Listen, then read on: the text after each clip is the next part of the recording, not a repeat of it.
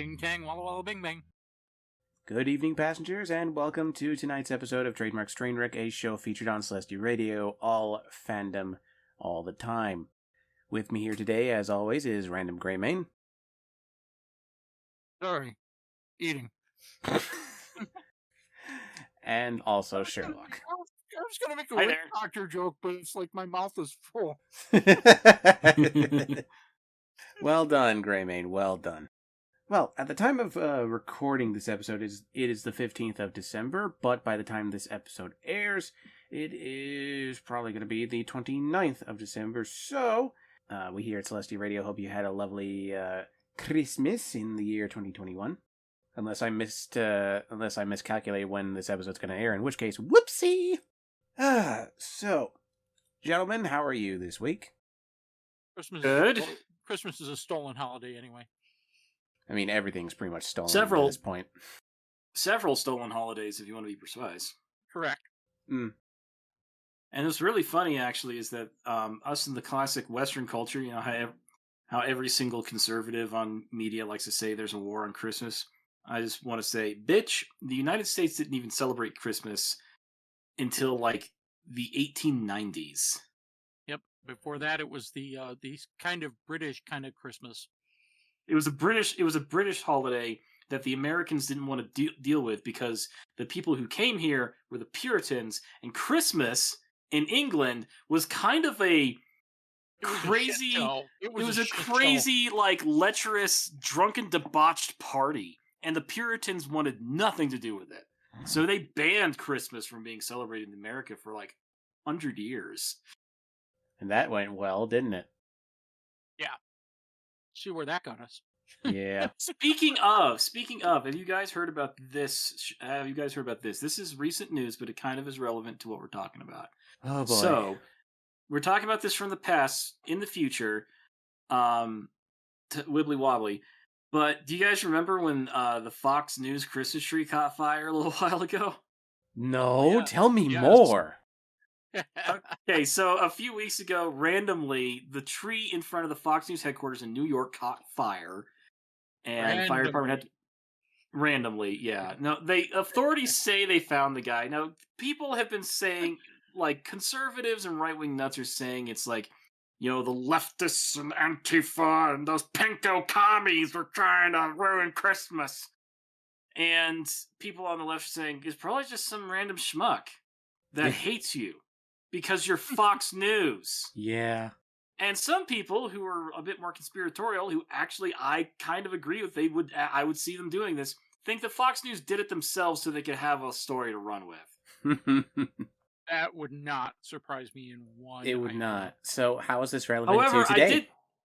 I did find out about something crazy just a couple days ago, that they have announced the financial damages to that happening. Now, the Christmas tree on Fox News is pretty big. It's not Rockefeller Center Christmas tree, but it is a pretty tall tree, and it is decked out with lights and ornaments and all this other shit. $1.2 million. No, 500, like $500,000. Oh my god. Yeah, they're saying $500,000 for damages to this tree, and I'm just thinking, $500,000. What was the tree about this? It's like usually Fox News doesn't pay out that kind of cash unless they're trying to shut some intern up. It was an NFT tree. Fucking hell. NFT. I made a joke somewhere on YouTube about a video discussing how horrible NFTs are, because they fucking are. And it was a quote from an old Game Grumps episode. I'm talking JonTron eras. That classic rant from one of the Sonic games. You gotta draw the line in the sand, dude. You gotta look inside yourself and say, what am I willing to put up with today? Not fucking this. That is what I call NFTs from now on. Not fucking this. Yeah, well, here's the thing. Like, the whole concept of NFT, I don't want to get too far into this, but the whole concept of NFT, it started with Bitcoin, and the idea actually was good. The idea behind Bitcoin was that you could trade internationally with people without having to go through the bullshit tariffs and all the weird money exchanging things. Like, there are some countries that can't access money from the United States because their governments have such a high tariff on it, or Yeah. because their governments are so shitty that the US has put sanctions on them. So Bitcoin was a way around that. But unfortunately, we're now in the era of these fly-by-night Ponzi schemes like Uber and Lyft, and everyone's just jumped on it. Now we have NFTs, and people are jumping on it left and right, so much so that it's very concerning. Like, I won't go into why NFTs are bad, even though I probably should. It's mostly because I don't understand it. I'm that grandpa that doesn't know what Bitcoin is, and I don't want to know. Well, the reason they're actually really bad is that large-scale governments like China are basically devoting warehouse-sized warehouse-sized servers that are where the servers NFTs are to stored. farming them, and not only does it have the potential to destroy the economies of small countries, it's also incredibly environmentally tenable. It's like destroying the environment because of like the effort you need to run those damn things. Yeah, part of it is the electricity used, okay, but part of it is the heat generated, okay. Yeah. They are literally, heating up the world just for their dollars, and Just for just not an acceptable thing. Just for I'm a sorry, picture not. of a fucking monkey, and not just that, an ugly picture of a fucking monkey. There is what's his butt? God damn it, Saber Spark. Yes. Just did that video on the NFT cartoon or whatever it was that was created. Yeah, it And, raised like over $1 million to get its first episode made, and it is awful. It's so Yes, bad. It's absolute poorly awful. animated. That's why I just said the NFTs are fly-by-night Ponzi schemes. Yeah. Yes, they are. Just like Uber and Lyft. What's this new type of career called with Uber, Lyft, and like DoorDash? They're I don't fucking know. The gig economy. The gig economy. Yeah, it's just like the gig economy. It's these same fuckers who started Uber and Lyft are thinking the same way about like this new type of economy system you can do. I'm like, oh, for fuck's sake, this is a bad idea. Yeah. This is going to destroy economies. But I do have some news on a lighter note. Go on. Steven Spielberg's West Side Story just premiered over the last weekend, I believe, and it got critical because success. It apparently was fantastic. I need to see it myself. But in typical, God damn you! Now I want Stephen King's West Side Story. No, we don't. No, we don't. Just everyone's got their shining. But yeah, question before you continue, Shirley: is it a shot-for-shot remake, or is there some originality to this? There's going to be some originality from what I understand, but it is going to be mostly shot for shot. However, Steven is actually doing the right thing and getting, appropriate actors to play the Puerto Ricans and the other members of people of color in the show, in the story. Okay. Yes, as opposed to white people with like brown stuff on their face. That's which is granted. In West Side Story, they weren't that bad all the time. There were a few of them, but they did actually try and find some Latin folk to sing and dance. They just weren't Puerto Rican. But the sets, I haven't seen it myself, but again, like the sets look amazing. Fights, I saw some of the fights; they looked a lot better than the stuff that they did. I mean, I love the West Side Story. Oh the one time Romeo and Juliet works, but I'm looking forward to it. However, I do have to point out, in typical New York fashion, the Jets lose. Oh, boo! Boo! I don't even like the sports ball, but boo! We need a boo button. Is what we need. We really do. One day I will get a fucking soundboard. Maybe I will invest in that in the next year, in the upcoming year, or maybe not. I don't know. Speaking of the next upcoming year, we will do better next year, won't we? Won't we? Okay. I am so. Are you talking to us or them? Yeah, I'm talking to everyone. The reason is I have heard so many, knock on wood, 2022 couldn't possibly be blah, And I'm like, Yeah, don't no, you fucking say that shit. don't you fucking say that shit. Like, do you remember like when, we said goodbye to 2020 and, we thought, okay, well, hopefully you can get better from here. It didn't. Yeah. I burned my 2020 calendar. I have that picture saved on my computer. I might put it in the video version of this episode. But fuck me, I thought with the burning of this calendar, we will be purged from this curse. No. Nope. 2021 still fucking sucked. Not as bad as 2020 in my opinion, but still pretty bad. I can actually still remember 5 years ago when John Oliver did his Fuck You 2016. Oh, yeah. And then he did a Fuck You 2020. And it was a much bigger explosion. Mm-hmm. Anyway, I think we should move on here. I think so, too. So, folks, as always, you know who we are. You know what we do. We're that weird dumb news podcast over on YouTube and Celestia Radio, where we talk about the dumb shit that I look up every week or so.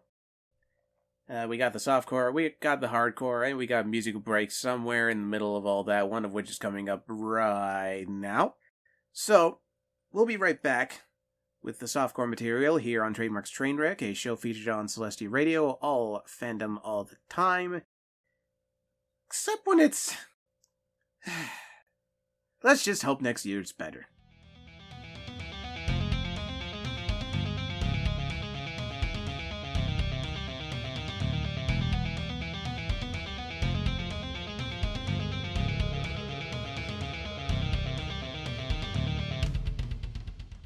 No. Hell was that? I think he was eating. Well, while he's doing that, welcome back, passengers, to Trademark's Trainwreck, a show featured on Celestia Radio, all fandom all the time. It's time to start the softcore material. The last softcore material of 2020. And boy, did the year just want to give us a gift this year. Yeah, well, before we start that, I do have something to bring up. Oh, yes, So, do tell. For those of you who don't know, I work at a courthouse and I'm a bailiff. That means I check in people at the security gate. I'm the one sitting in the courtroom, the only one sitting in the courtroom allowed to carry a gun unless you're a law enforcement officer. But if you're in there for some reason, there's a completely different reason for you to be there. But so I'm checking folk in at the end of the day, and woman puts her purse on the X-ray machine, and there's a .38 revolver in her purse, and not like a small one either. I mean, it's not like, a Derringer. It's not like a small little, like super compact. It's compact, but it's like the handles, the grip has a bit of heft to it. It's got the finger grooves. The barrel's actually a good 2 inches long. It's not one of those snub nose. It's a fucking solid sized gun. I can tell it's a .38 by the bullet size. I'm like, yeah, that's not a 9mm. But it's not big enough to be a .45. So, ma'am, you seem to have a revolver in your purse. She's like, oh shit, I'm sorry, I forgot. And that's where my mind went, how the fuck do you forget that there's a gun in your purse? America. That's how.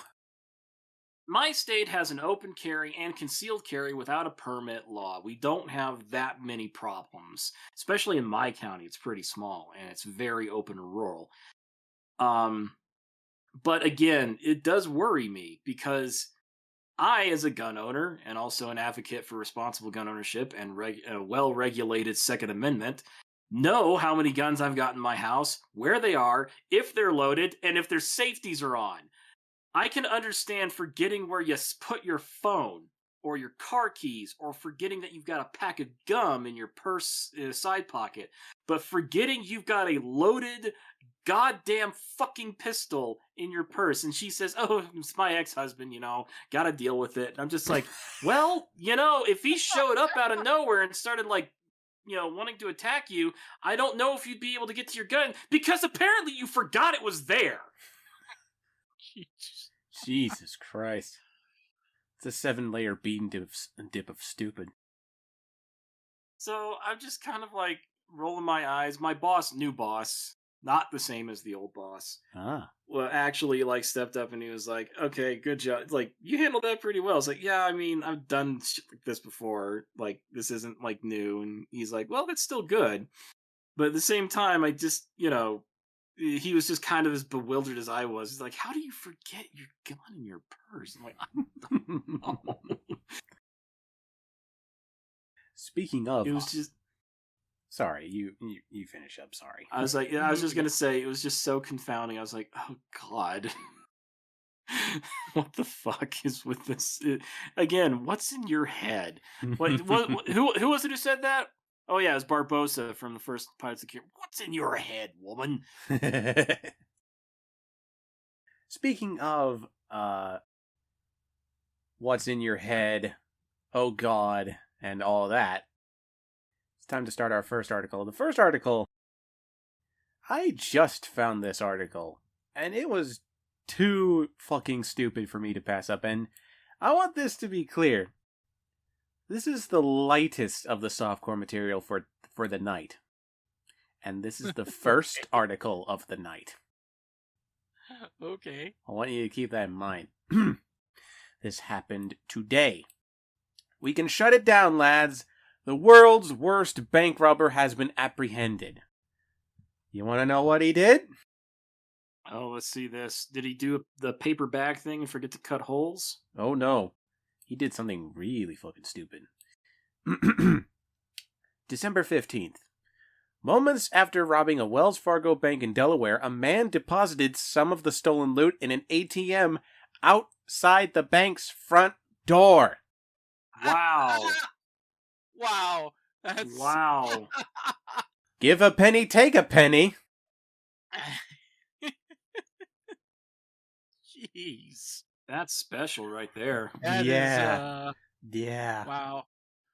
Some Invest. of those neurons aren't firing all on the same path. Ooh. So, investigators say that McRoberts Williams. I said that name right, I will have you know. McRoberts Williams. Okay. 44. He approached a teller Saturday morning at a crowded Wells Fargo in Wilmington and handed her a note reading, "This is a robbery. I need $150. Wait, what? Just That's $150? Wow. Huh. I mean, Jesus. Okay, I rescind my earlier statement of your story being the 7-layer bean dip of stupid, Sherlock. We're approaching that level right now with this story. Okay. After the 25-year-old bank employee provided Williams with cash, he fled the bank.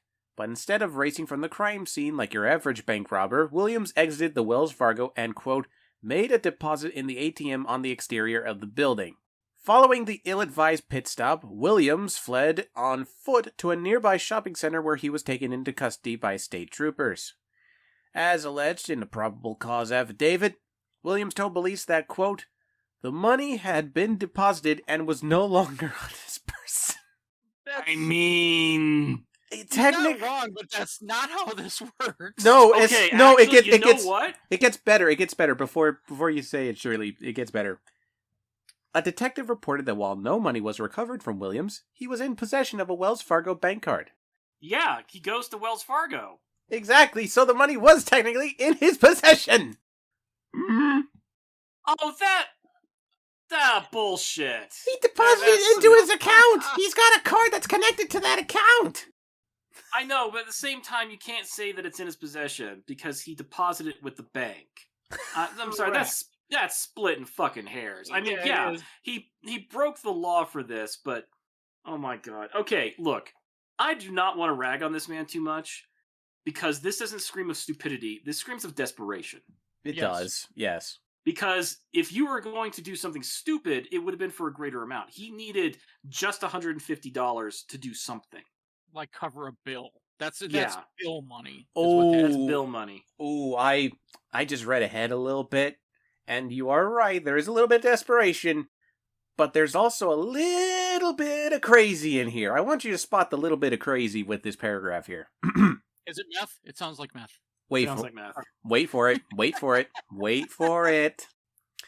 During a post-arrest interview, Williams reportedly confessed to the bank robbery and said that the stolen cash was, quote, immediately deposited back into the Wells Fargo ATM.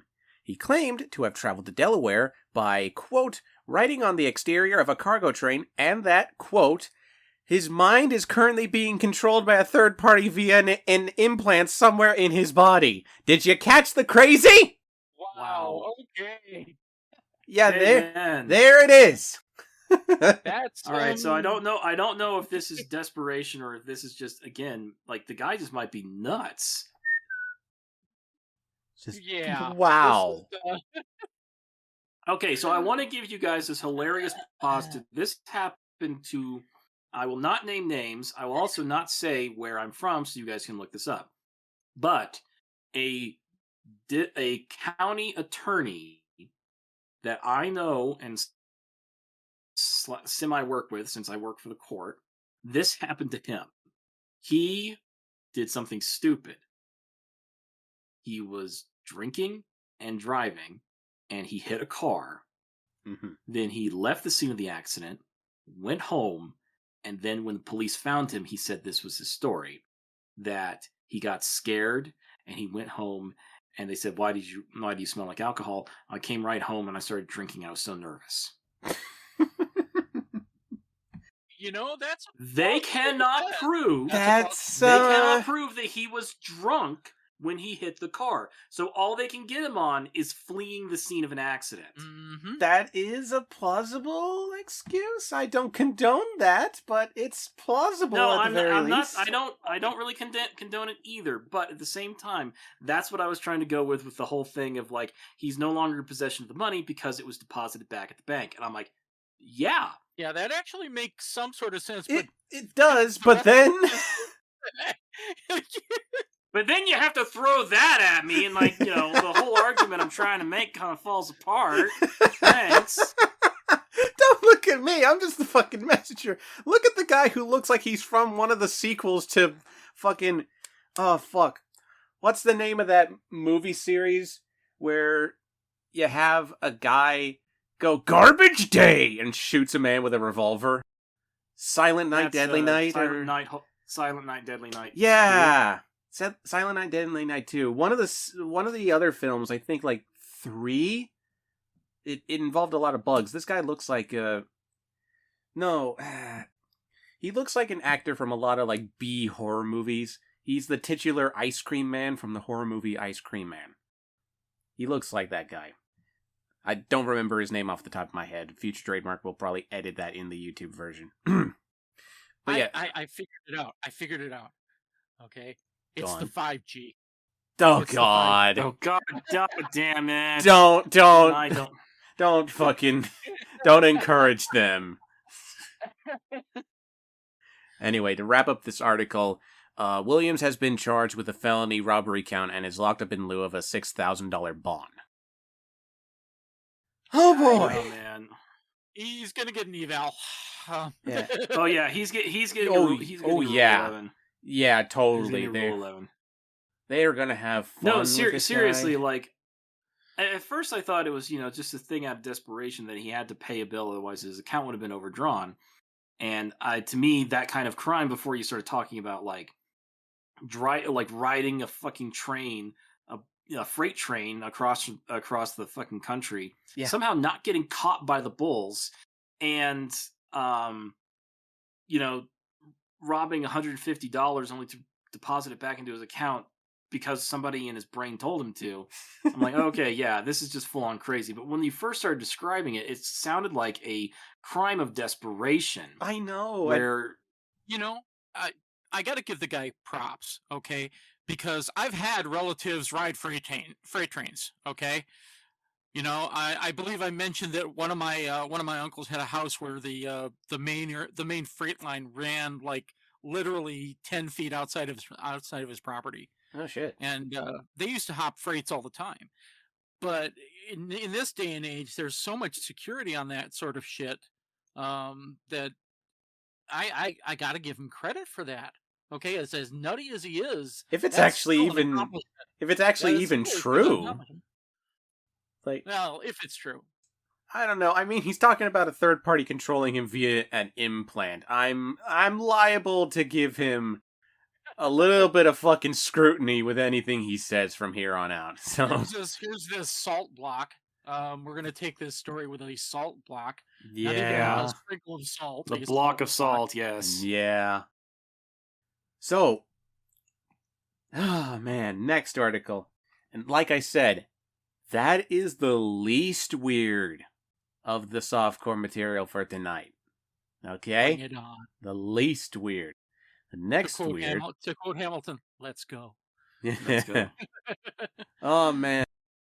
The next article I can only describe as there is a place and a time for your kinky shit. Oh no, not again.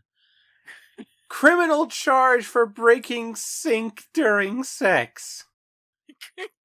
What, are you just getting property damage there? I mean, yeah, but still. Let's find out. Okay. This happened December 9th.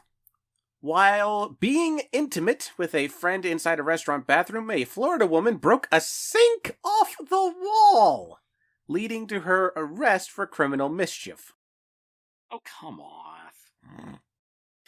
Investigators say that Catherine Trammell, 37, caused $500 in damages that Tuesday during an afternoon encounter inside a bathroom at Irish 31, an eatery in Seminole.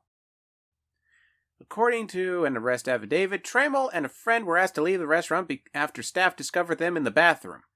The defendant said her friend then left the bathroom and sat at the bar.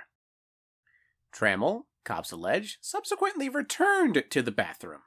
It was during this second trip that the sink was damaged. After being read her rights, Trammell reportedly said that, quote, her friend and herself were being intimate in the bathroom and as a result caused the sink to break. Trammell, police reported, would not offer a further explanation for how the sink was damaged, as if that was necessary. Here's my big question. Why is this news? Yeah. This is like something that like bars and restaurants deal with like on every Yeah, on a daily fucking basis. On a daily fucking basis, yeah. I can guarantee you that a couple of bars that my buddies and I have been to, and one of my friends got 86 from, he caused far more damage than $500, and they never sent the cops after him. They just said you can't come in anymore, and they ate the cost. What the fuck? I think the only reason why this in particular is a bit of news is because, well, it's a Florida woman. And you know, damn it, Florida. Gotta keep the meme going. Florida does the stupid thing. We're bitter. Yeah, but your state is so good at it. I know. I'm telling you, I'm with MatPat on this theory that it's that fucking fungus. I fucking hate living here, in all honesty. I'm probably no better than any other person apart from the fact that I've never committed a crime that landed me in jail in my life. But at the same time, I fucking hate living here surrounded by all the dipshits. Well, when you get out, if he does get out, like just watch, folks. If he moves out, his attitude and mannerisms will slowly start to change and not be as abrasive. He'll stop being an ass. I'll finally stop being a nihilistic dick waffle. Anyway, back to our story here. Back to our story, or lack thereof. A couple of things here.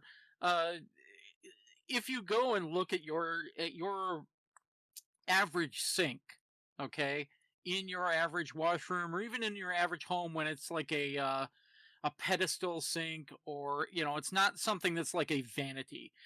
They are not attached real well. Okay, no, they're not. Like 4 screws. It's 4 screws and some caulking. That's it. Yeah. Exactly. And it's that's not gonna hold your fucking ass while you're doing nasty shit in the bathroom. Yeah. I mean, unless your sink in the bathroom, because some people like that, but unless your sink's got like a counter underneath it, a cabinet underneath it, then it's got some extra support. Yes, but unless it's a vanity, yes. Yeah. But, yeah. I have seen this happen in my local comic shop. There's their sink is being held on. Hey, with, I know comic nerds are freaky, but really? I don't think anyone actually did that. I think someone just leaned on it too hard and then it broke. That sink is being held on to the wall by fucking caulking and a prayer. Now I'm laughing here a little bit because about a year and a half to 2 years ago, our mutual friend DJ Squirrel Oh. had his had to take out his bathroom vanity to get it replaced. Oh yeah, I vaguely remember that. Yeah, and he had a hell of a time getting it out of there. It was somebody had overglued it to the wall, and just it took him like days and days and days of prying to get it off the wall. And he's not a big person, No, so it's not. he's not. He's not, and also Squirrel is kind of handicapped a little bit. He's a little disabled, yes. A little bit. But it doesn't stop him from doing his own home renovation stuff. Exactly, And, he's kind of fucking weird like that. He's a yeah, fucking just- he's a fucking trooper, and I give him all the props. yeah. But it took him like literally days to get it off the wall because it would not let go. He's like, I've tried everything. Everything minus a rotary saw. He did saw around it, okay, but it wouldn't let go. That was the problem. Is somebody had he sawed the crap out of it, but somebody had put, like, it must have been like 6 tubes of construction adhesive behind it or something. Jesus Christ. And it literally, he showed me the picture later, and it was just this line of goo against the wall. It was just, I'm like, how did that how did that not leak onto the floor when they did that? Or maybe it did, I don't know. Jesus Christ. Let's see. Yeah, Trammell was charged with criminal mischief, which is a misdemeanor after the restaurant's owner said that he wanted to press charges. Trammell's been released from the county jail over on reconnaissance. Yeah, nothing much else. This should have been a nothing thing and an insurance claim. It should have been. It should have been, but because Florida. We gotta do it. We gotta talk about Florida woman getting kinky in public at the sink, and it's broken, and her. How many kinky public Florida people have we talked about? Oh, don't ask me. Too fucking many. Like, Jesus Christ. Why does Florida... I thought it was gonna be the Ferris wheel people again. No. If I have to cover those people a third fucking time because they haven't learned their goddamn lesson, I'm done with this show. Why does Florida have to be the fucking Mad Max of the United States? It's fungus. We're just gonna go with it's fungus. The fungus. I swear to God, that's what it is. Oh no! Now that you said that, with my current hyperfixation, you know what I just realized? Florida is the fucking orcs from Warhammer. They don't adhere to logic or reason. They just run around screaming. Go, "Rrr!" Oh, God damn it. The apex of I don't believe reality and facts is Florida. God damn it. Hey, your favorite army are the boys, so... Yeah. I guess now we know why. Moving on to our last softcore article for the night. Fucking prick. Anyway, it's time for our last softcore article, and it's time to go out with a fucking bang. Let me actually check real quick to see if I can say the line, "Everyone's fine." Let's see here. I believe this is a case of luckily everyone's fine. If it's not, Future Trade will spontaneously edit this shit out. But we're going to talk about another Florida story because Florida man used flamethrower to settle parking dispute. Well, I I don't know what to say here. I really don't. And the only reason I don't know what to say here is I'm like, man, man, why can't I live in that universe?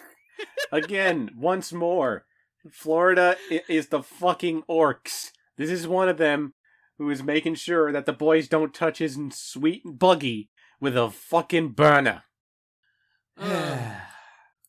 This Problem happened. is, none of the quote orcs in Florida sound like the cool, orcs in 40K. You don't have Some like the you don't have the Cockney orcs. Yeah, they're not from the lower west end of London. Apologies to anyone offended by our accents or the fact that they're just terrible in general. No, sorry. No apologies. No, none whatsoever. Those were not accents. No, they were mockeries. Anyway, this They're happened... They're caricatures. Moving on. Yeah. This happened December 10th, 2021 in Gainesville, where a Florida man, angry over his neighbor's parking habits, sprayed fire from a commercial flamethrower toward a car with 3 teenagers inside, police said. No one was hurt. No one was hurt. No one was hurt.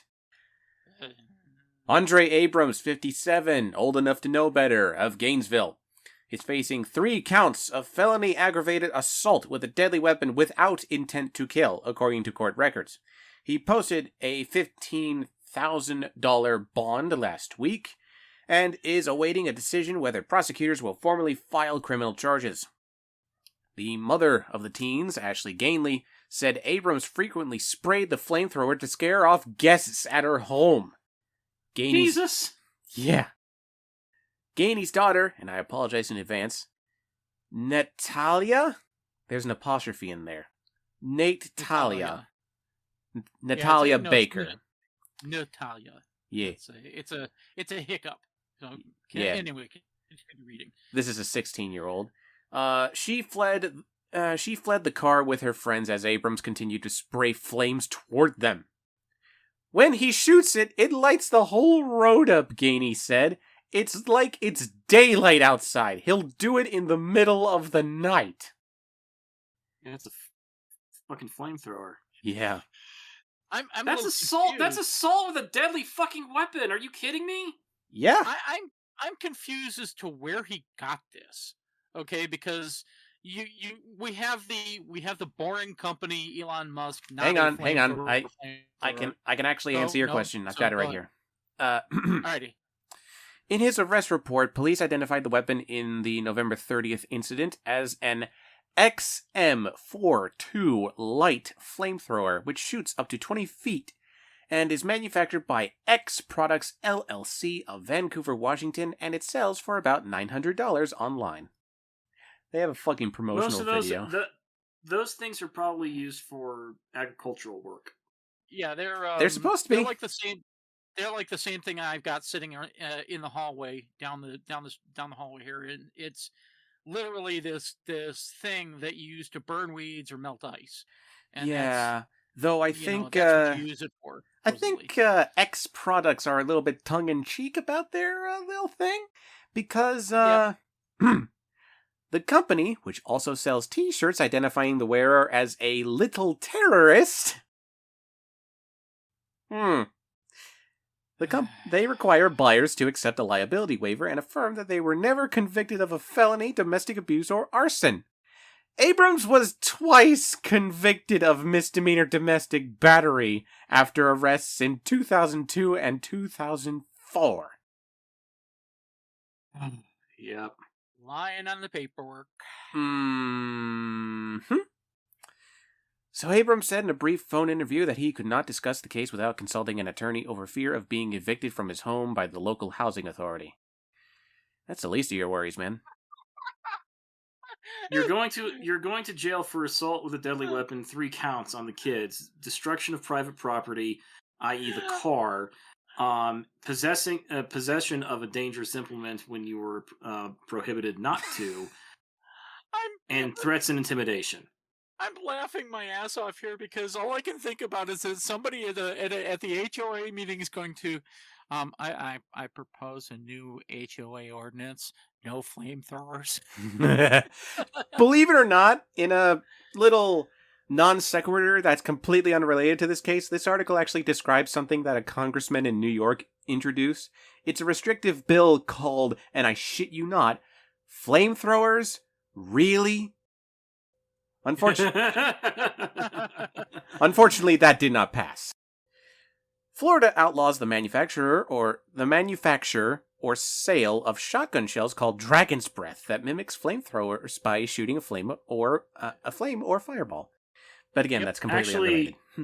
Yeah, actually, what a Dragon's Breath shell is just basically filled with white phosphorus, and it can't go that far. Like it doesn't go 20 feet.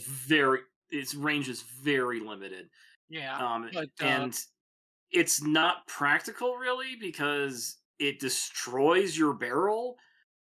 It was basically used as the idea behind it was riot police crowd control. Yeah. But it was axed a long time ago from being used with like law enforcement. Yeah, now it's like a novelty. Yeah, the other thing with this is that if it's white phosphorus and you actually do hit somebody, water doesn't put that shit out. No. Okay? So you literally have to use a chemical fire extinguisher, or you have to remove clothing from the person or whatnot. So that sort of shit is the reason why Dragon's Breath, shotgun shells are not very easily available anymore. Yeah. So, continuing on. Abrams acknowledged that the incident stemmed from a long-running dispute over parking with a neighboring family. Police said he admitted shooting the flamethrower toward the vehicle, but denied targeting the teens. The family, how could I say this? They're the worst thing that could ever happen to a neighborhood, Abrams said. They've had issues with other residents, and it needs to be brought to light. The driver of the parked car, Amari Singleton, told police she and her 2 passengers saw Abrams approach them with a flamethrower and begin spraying fire. Police said flames came within 5 feet of the vehicle as they escaped using the passenger's side door. "You better not burn up my car," Singleton said. Gainey, the mother of the 3 teens, the mother of one of the teens, my apologies, said she confronted him during the incident. "He shot it toward them," she said. "When I got to the door, he was still shooting it. I asked him, 'What is your effing problem?'" Isn't that the question of the year? Yeah, and that's the end of the article. Anyway, I think that is it for the softcore material, so we are going to take our little break real quick, and we'll be right back with the hardcore material, folks, unless we got anything else to point out. No, not really. Yeah. So we'll be right back, folks. We'll be right back with Trademark's Trainwreck, a show featured on Celestia Radio, all fandom all the time, except when it's being controlled by a third party. You got an implant in us somewhere.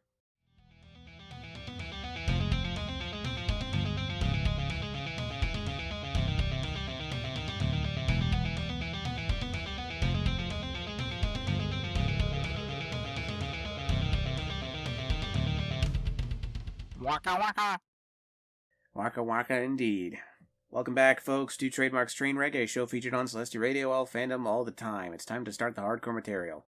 Though we're starting a little softer with this first article, just to get us started. Are you saying your hard is not hard enough? Stop it. Not just yet, but Gray, this will fill your quota for the evening. Not just yet. Oh, okay. So it's going to be softer. So softer than the guy assaulting teenagers with a flamethrower? Well, that depends on your perspective. But like I said, Greymane, this will fill your quota for tonight. Oh, it will. Okay. I know where this is going. Yes. No need to play the game of figure out if this person does meth, because it's right in the fucking headline.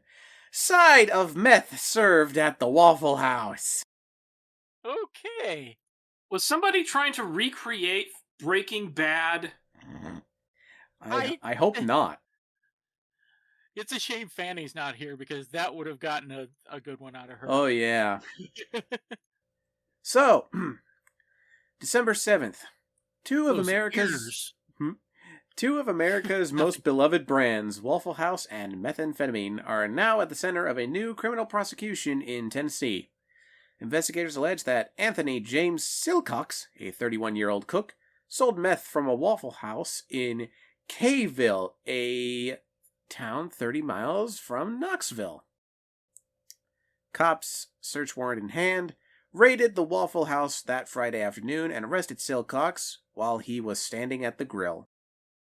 A search of Silcox yielded 3.3 grams of a crystal-like substance believed to be meth, as well as drug paraphernalia.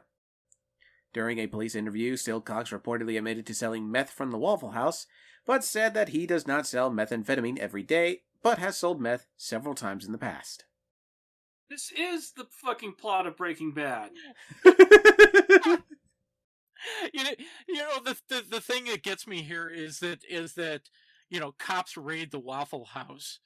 Okay, that's just phrase. I don't know why that phrase just seems like it belongs somewhere else. Cops In a raid the different Waffle phrase. House.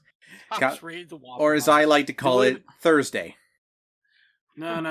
You would call it Thursday if the cops had to race like Dunkin' Donuts. God damn it. Okay, so Silcox, cops reported, stated that he was just trying to make a living and was currently residing in his Ford F-150 truck and at random motels. Charged with... That's not surprising. That's not surprising. I mean, Tennessee's got a terrible unemployment problem. They have a horrible social infrastructure system, and it's just awful. So it doesn't surprise me that people resort to selling drugs to get by. Yeah. Well, living in trucks. Somebody needs to off Turtle Boy. That's a whole separate story. But What did you just say? Okay. Nothing. Never mind. Okay, then. No, the thing the first thing that came to mind is like if he's okay, how is he making so little money selling meth? Okay, that he has to stay in his truck. Okay, because if you sell meth, it's not, it is a profitable business. There's a reason people do it. Mm-hmm. Okay, so how is he doing so badly selling meth? Okay, that he has to live in his truck. I mean, Possible that he just got started doing it. Maybe. I guess. Or his supplier is like squeezing him dry. I mean, keep in mind, he is living at random motels as well. So that could be a factor. But a random motel, it doesn't cost that much in Kentucky. Okay, Kentucky is one of those states where everything is cheap and some things are even cheaper.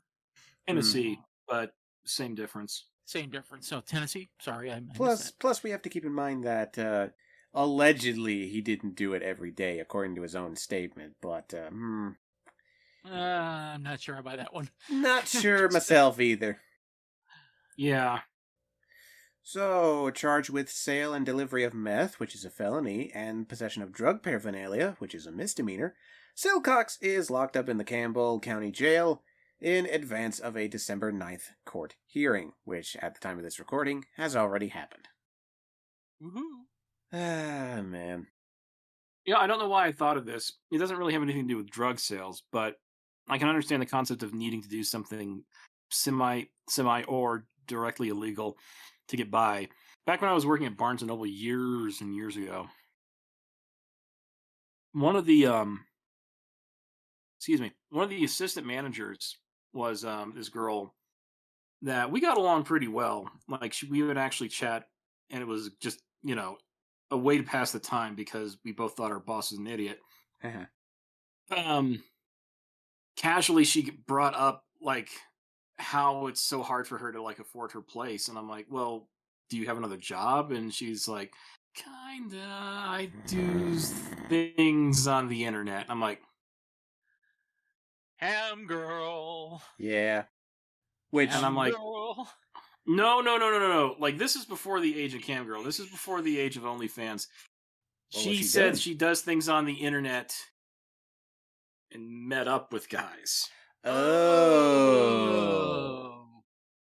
So, yeah. Let me... So I'm like... first and foremost, let me make it perfectly clear. We here at Trademark's Trainwreck and by extension Celestia Radio and vice versa, we don't shame anybody in the sex industry. Not at all. Not at all. I No. think personally it should be legalized, but at the time that she was doing it and the time of this recording, it is illegal. So Yeah. So Unless you're in Las Vegas. unless you're in Las Vegas or in the porn industry, and that's because it's licensed. But Mm. the same time, yeah, this girl, my manager, was turning tricks to get by. And I just looked at her and I was like, I'm so sorry. She's like, what? I enjoy it. I just wish I didn't have to, like, do both. I wish I could pick one or the other. hmm. Hey, you know what? Hey, if that works for her, that works for her. Yeah, as long as you enjoy it and as long as you're safe, then yeah, go Yeah. for it. Anywho, moving on. Just the other day, I was looking back on our archive for the train wreck, and I remember this one story about a woman who pretended to be a teenager and slipped into a high school with the excuse that she was, testing the security of the school. Yeah. How you do, fellow kids? Yes, Yeah. exactly. How you do, fellow kids? And it boggles my mind that we have to talk about something like that again. Did somebody try it a second time? Are we seriously gonna did somebody seriously try this? Missouri mom posed as 22-year-old daughter, wait for it, for 2 years. What? Yeah. Your Yeah. daughter dead? Her daughter is estranged, but we're getting ahead of ourselves. This article was written on December 10th, 2021. Some folks reportedly fib about their age in certain company, but few would consider pretending to be their own progeny to shave decades off their ever-ticking life clock. That's exactly what a Missouri mom had admitted doing in a staggering court case that beggars belief. Laura Oglesby, 48, pleaded guilty to fraud on that Monday after impersonating her estranged 22-year-old daughter for more than 2 years to enroll in university, secure student loans, and, here's the squicky part, date young men. I mean, girl, I know plenty of college guys. There are plenty of them that are into older women. Yeah. Yeah, but the way that you went about it, lady, that's what makes this creepy. No, I'm telling her she didn't have to pretend. If Yeah, she she wanted, didn't- if she Yeah. wanted some, if she You- wanted like 20-year-old dick, she just Go on cruise the to internet. local college, or cruise to the local college bar. She would have picked up somebody. Yeah. Okay, so the elaborate deception began in 2016 when Oglesby applied for a social security card in the name of her daughter, Lauren Hayes, who was 22 at the time. Oglesby lived with her daughter in Jonesboro, Arkansas, but moved on her own 2 hours north to the small town of Mountain View in Missouri after the two lost contact. Okay, then. From then on, the fraudster, who was 43 at the time, assumed her daughter's identity, presenting herself as a 22-year-old student called Lauren Hayes, getting a job in the local library and dating men half her age. Everyone believed it, Chief Jamie Perkins of the Mountain View Police Department told the local news. She even had boyfriends that believed that she was that age, 22 years old. Photos obtained by the local news seemingly show that Oglesby even set up a Snapchat account in her daughter's name, posing with flattering filters to undergird her fantasy of youth. We do have those Snapchat filter pictures somewhere in here, but I'm not going to waste my time with that. She had completely adopted a younger lifestyle, clothing, makeup, and personality. She had completely assumed becoming a younger person in her early 20s, Detective Stetson Schwein told the local news. There's a name for you. Stetson Schwein. Fine. Fine. What? Fine. It's German. Shut up, you swine. Do not insult swine, you swine. Moving on. In 2016, on the day she was issued a Social Security card in her daughter's name, Oglesby used it to acquire a Missouri driver's license.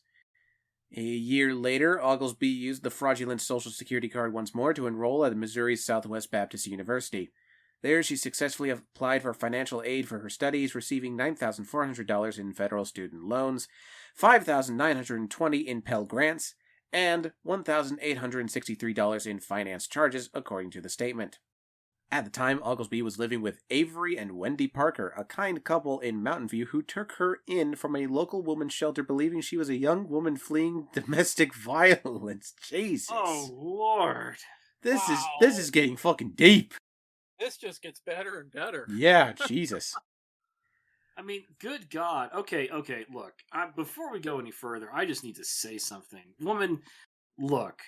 Wanting to live out a fantasy is perfectly fine. We have a way to do that right now. It's called the internet. Yeah. You can go on like a chat room and then totally create this persona of yours and just do that entire thing and say, sorry, I'm only going to do this online. I don't want to meet in person kind of thing. Just do that. For fuck's sake, there'll be plenty of people who'll be like fooled by that, and you won't be committing fraud. We here at Trademark God. Trainwreck do not condone catfishing or other things that can be construed as illegal on the internet. Hey. Hmm? No, none of that's illegal. You straight up tell them, look, this is just a fantasy, and I'm not going to meet you in person. We're just doing this all online. You're not Okay. catfishing anybody. Okay, so Nope. if you're straight out the gate about it, okay, fair enough. So the Parkers told the local news that they treated Oglesby as if she were their own daughter. She was a giddy, silly girl. She was 22, but she acted 17, Avery Parker said of the manipulative mom. Oglesby also worked for over a year at a city library in Mountain View where everyone knew her as Lauren Hayes. However, the fiction began to unravel in August 2018 when authorities in Arkansas contacted the Mountain View Police Department over their suspicion the mom had committed financial fraud using her daughter's name. When first approached by investigators, Oglesby reportedly denied stealing her daughter's identity, but later admitted the fraud. She faces up to 5 years in prison without parole after pleading guilty on Monday to one count of intentionally providing false information to the Social Security Administration. Under the terms of her plea agreement, Oglesby must also pay $17,521 in restitution to Southwest Baptist University in Missouri, as well as an undisclosed amount to her estranged daughter. Good. Man, you know what? This reminds me of an old Law and Order episode. Go on. So they go to a private school where they find a teacher dead, and they start looking into things about what's going on. They find this one particular student, cute redhead, and I forgot her name. Oh, fuck, I think I might remember this one. And they go around looking into it, and they find out that the redhead student is having a relationship with her teacher. So the teacher is arrested for statutory rape, and she's arrested on the suspicion of killing her teacher, the female teacher. And we find out the reason why, the motive, because this girl is not 16; she's 27, and she's been doing this "I'm still 16 years old" for 10 years. Fuck me. And she moves from high school to high school doing this. And here's the reason she killed this teacher is that the female teacher worked at a school she had attended before, and she recognized her. Whoopsie. So she didn't want the illusion to end. And so, yeah, thankfully they removed the statutory rape charge from that one professor. Not going to do much good. They're still going to look upon his record like, what the fuck? Yeah, I mean, it's not going to be there, but, like, word will get around. Uh-huh. And she got busted for, like, it was a crazy episode. I was like, good God, people do this? There's no way people actually can get away with this. What? And then, surprise! Surprise! Like, I get it. I'm a little young for this. But sometimes I have those existential moments about, getting older and, more importantly, death. Sometimes it's a little bit worse than others. But, at the end of the day, we're all getting older, and we're all gonna have to take on some responsibilities that we don't necessarily like. And sometimes we wish we could go back to the heady days of childhood when we have so little responsibilities. But that's the thing. It's a fucking fantasy. Fuck that. I hated high school. I don't want to Oh, relive that crap. I'm not saying specifically high school. I have no idea why people fucking romanticize high school as being this amazing place full of friendship and opportunity. High school's a fucking shithole. High Do the school song is High School Never Ends. High school is a mental asylum. It is horrible, and I have no idea why people are always like, high school, those were the days. Fuck that shit. Well, I mean, I will say this: like, my high school life wasn't nearly as bad as my junior high school life. Fuck that place. Oh, yeah. But yeah, and that does bring up a hilarious point to me. I mean, for those listening, you know that we're big MLP fans here, but I always find it funny when you watch like Equestria Girls and you see like, oh, the good side of everything in those movies and those TV shorts and stuff. I'm like, yeah, but on the other side, you're seeing like, even after like they fix up the school and get everybody friendly again, like there's still fucking crazy ass drama going on in the background of that school. Mm-hmm. Yeah, I mean, that shows like that can't show the swirlies.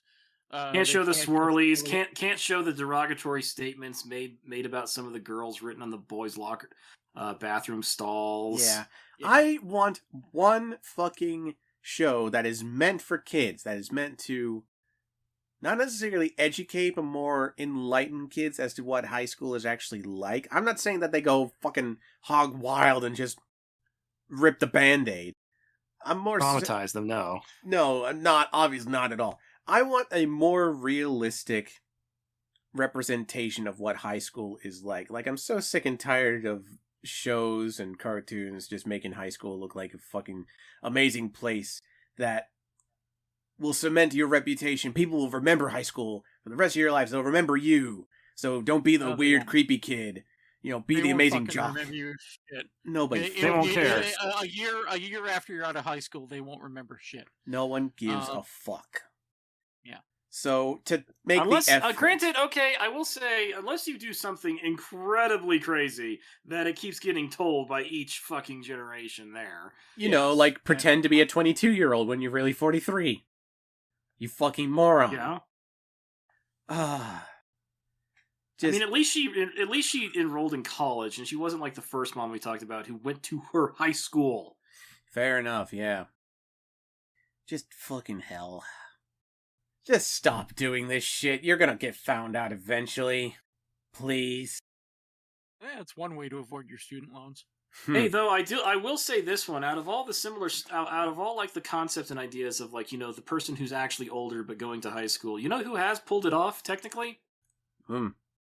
Sunset Shimmer. That is fair. She was older than Twilight when she went through the mirror and went to high school. So, like, realistically, like, she might have the body of a 17-year-old, but she probably has the mental capacity of a 30-year-old. Yeah, probably. You can hear it in her voice. It's like she goes back through the mirror. It's like, well, now I'm a 35-year-old unicorn again.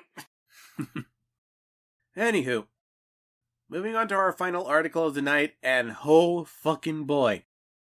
If there was a way for our show to end with a bang, it is fucking this. Holy fucking shit. It's Florida. God damn it. It's always How Florida. come we don't ever get anything interesting? Like, there's still some crazy shit that happens up in Montana, or Portland, or for fuck's sake, LA. Why is it always Florida? Because Florida loves to overperform. Case in fucking point. Woman 76 targeted ex-beau and his new girlfriend in auto vandalism spree. This was... Okay, so, again, another retiree going off on their fucking girlfriend or boyfriend. Yeah, but wait for it. This article was written on December 9th. A 76-year-old Florida woman was arrested the day prior for allegedly targeting her ex-boyfriend and his new girlfriend in an auto vandalism spree that employed oil, pink lipstick, and, wait for it, one dead raccoon. Normally, I Okay, don't. the Wow. lipstick has to be on the raccoon in some fashion. Yeah, that's. Well, what else would you use the pink lipstick for? To write on? Oh, well, okay, there you go. There you go. There you go. You answered your own question. Normally, I don't cover dead animals on the show, but it's the end of the year, so fuck it. Okay, so Trash panda, who cares? yeah, raccoons are fucking evil.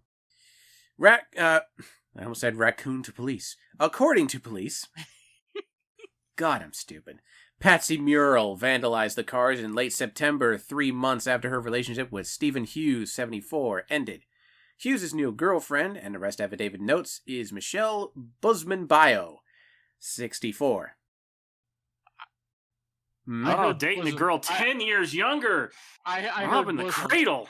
I heard bosom. I'm sorry. I couldn't help it. It's Busman. So, investigators charge that Murrell, or Mural, whatever, damaged the vehicles while they were parked at night outside of Hughes' home in Largo, a city in the Tampa Bay area. Hughes' 2011 Chrysler had oil poured into its air vents and the words, "Loves kinky sex" and "womanizer" written on the windows in pink lipstick. The auto also sustained damage to its rear bumper, allegedly when Murrell rammed the car with her vehicle. The estimate to repair Hughes' ride was about $1,600. That's I'm a still light. curious. That's, Where's the raccoon coming in? Please. Wait for it. That repair estimate is real light, and I'll explain why in a minute. Yeah. Wait for it. Multiple parts of Busman-Bio's 2020 BMW were damaged by Murrell, according to the arrest affidavit. Oil was poured on the car, a dead raccoon was left on the hood, and the word "slut" was written on the vehicle in pink lipstick. The BMW was judged as a total loss. That What? was Yes, reported by the and I'll explain why once he finishes. This is reported by the cops, who added that the insurance settlement amount exceeded $33,000. Yep. So and I can explain why. Yeah, go on. It's real simple. To clean out all of that oil, okay, that she poured in the vents, all right, you have to take the entire dash apart and clean every piece. Yep. Every small actuator, every small vent fin, everything, okay? And classically, okay, BMWs and Mercedes are dead if they get more than 2 warning lights, okay? Oof. They are considered totaled if they get more than 2 warning lights, which is why you see a lot of them in crappy, car racing. Well, okay, But here's the thing, but like she didn't pour the oil in the vents of the BMW, she just poured oil on top of it. no, listen to the trade Reddit earlier. She poured oil in the vents. No, I thought she that did was to his car. Yeah, that was for his car. For her car, it just says that the oil was poured on the car. Okay, but right, because which one is his car then? Because one of those is a total loss. His car is Chrysler. Yeah, his car is the 2011 Chrysler. Her car is the Busman is the 2020 BMW, which is the one that has oil poured on it rather than in it. And the dead raccoon on the hood, and she listed that as a total loss. I'm like, why? I would bet money that's partly the same thing. The repair cost for getting all that taken care of as far as the paint is concerned is probably a total loss. It's probably some custom fucking color. Maybe. And who knows, Like, maybe oil was poured into the air vents for her as well, if any exist on that particular model. Where that can be accomplished. Got air vents. Yeah, everyone's got air vents, but like, being able to find them and force it, whatever. Yeah. But yeah, wow, loads of fun there. Here's how Meryl got caught. A police probe determined that her phone GPS placed her in the vicinity of the Hughes' residence on the night of the vandalism. Days after, Muriel brought her car to a body shop in Sarasota for repairs to the front and rear bumpers, which cops charge included paint transfer that was the same color as both the victims' vehicles. Yep. If you're gonna smash up a car with your own car, have a backup car on standby. Well, it'd actually be better if you had one of those bumper attachments that, didn't transfer paint. And also turn off your phone and leave it at home. That too. Or you could jack another car and beat up their car and then lose that car. Yeah, and leave that car. Just they caught you. That'd be Grand Theft Auto plus, Grand all that Theft other Auto stuff. 5. You know what? If you're going to do it, you might as well do it. Yeah. In for a penny. In for a penny. Yep. So Miro was arrested that Wednesday morning on a pair of felony criminal mischief counts. She lives in South Pasadena, the city near St. Pete Beach. She was released, December 8th from the county jail on her own recognizance. The lady missed Okay. The lady missed an opportunity by not dressing up the dead raccoon in a bikini. If you're gonna go all out, if you're gonna go all out, get one of those. Get one of those little like dog swimsuit costumes. oh God, just hang a sign saying "slut" around the neck. That's it. Just you got to do it all whole hog. I know hell hath no fury like a woman's scorn, but Jesus Christ, there's such a thing as too far. And also, this was just really fucking stupid. Like, I like the touch of the dead raccoon. I like that. Really make it personal, especially when you put it on her car. Well, here's the thing. Like, okay, we don't know the full story, but like, if this was like her typical type of reaction to situations that she didn't like, then maybe there's a reason he broke up with her. Yeah. You know what? That's possible. And I'm not trying to like justify, if she actually normally is a calm and rational person and she just kind of went off the deep end because he was a dick, then okay, yeah. But at the same time, I'm kind of like, because I had a friend like that. She got,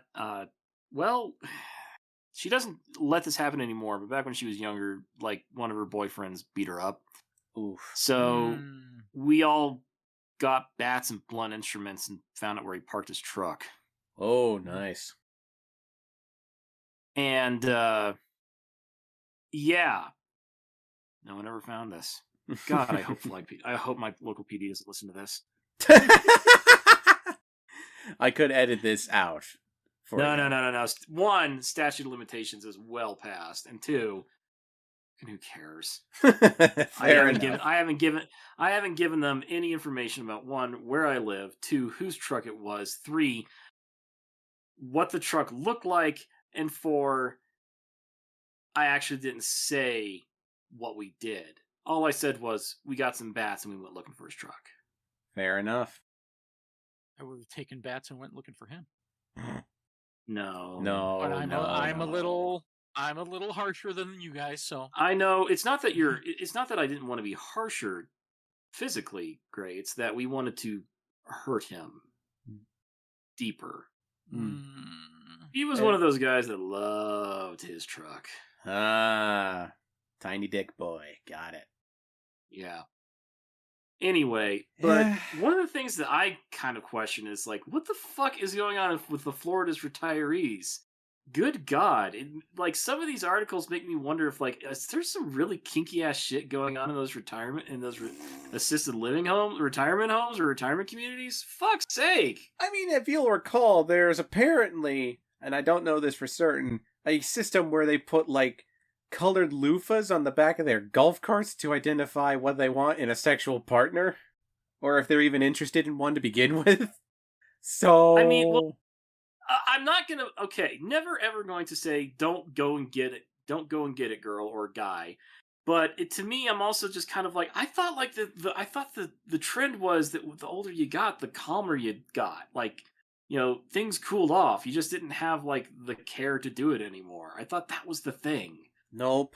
No. Have I been lied to? Yes, you have. Yeah, you have. Society would love that to be true. Okay? They would love it to be true. Especially a certain percentage of that of our society, but that is not true in any form.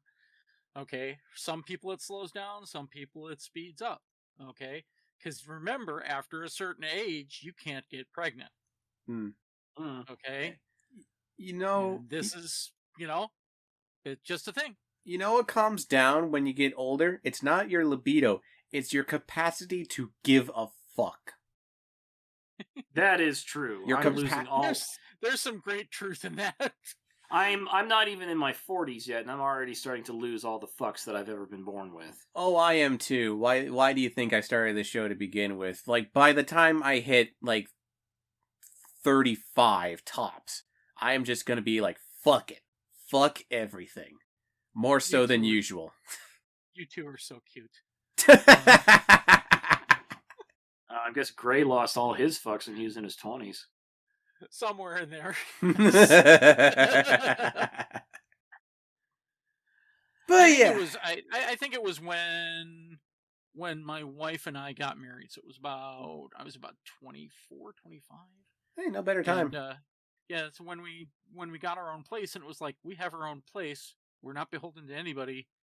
We have our own income. Well, fuck.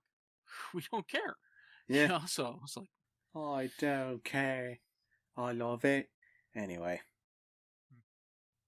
That is it for this episode of the Trainwreck and the last episode of Trademark Trainwreck for the year 2021.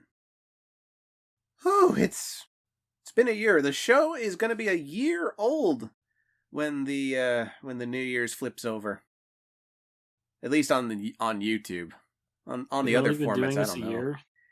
Yeah, we've only been doing the YouTube version a year. What the show was prior to that, I don't know. I think it could be at least like 3 years technically, but I don't know. at least, yeah. Oh man, and as always, fucking hell. The show giveth and the show taketh away with all the shit that we've read. Man alive. Well, if the show could give me back some brain cells, I would really appreciate that. Oh, now, sad to say, but if I remember correctly, like those can't regrow. Sad but true. It's like teeth enamel. Ladies and gentlemen, that is it for this episode of Trademark's Trainwreck. Little disclaimer for any long-running fans of the show. We are going to be going on a brief hiatus. As I said, this episode is going to be airing on the 29th, so we'll already be on break by the time this episode airs. We're going to be going on break for the holidays and New Year's. We'll probably be back, probably February at the latest, so keep your eye on the YouTube and the Twitter for all that. In the meantime, since this is airing after Christmas, I hope that went well for you folks and for all the other holidays that you celebrate as well. And also, I hope that you have a fun and safe New Year's, and let's fucking hope that 2022 is better. Hope for the best. I encourage you to get fucked up. Yeah. Hope for the best, expect the worst, folks. And remember, when you're using revenge on a car to a person, put sardines down his heater vents. Oh, that's fucking evil. Yeah, fuck the sugar thing. Sardines. Oof, Sardines down the heater vents. That's fucking evil. So, folks, that is my last evil thing on this show for the year. So once again, folks, with me here tonight has been RandomGreymane. Have a safe and happy holiday. And Sherlock. I still say get fucked up for New Year's. Have fun. That too. Get fucked up wherever you can and be responsible, for fuck's sake. So, as always, folks, our banner art was created by Court Awesome and our theme song was created by Marivex. You can find their social media, our social media, and all the links to all the articles that we've discussed in the description below in the YouTube version, where I humbly request that you all like, comment, subscribe, all that garbage that I have to say every time, because that's how you do YouTube these days. And as always, my name is Trademark, and see you next year.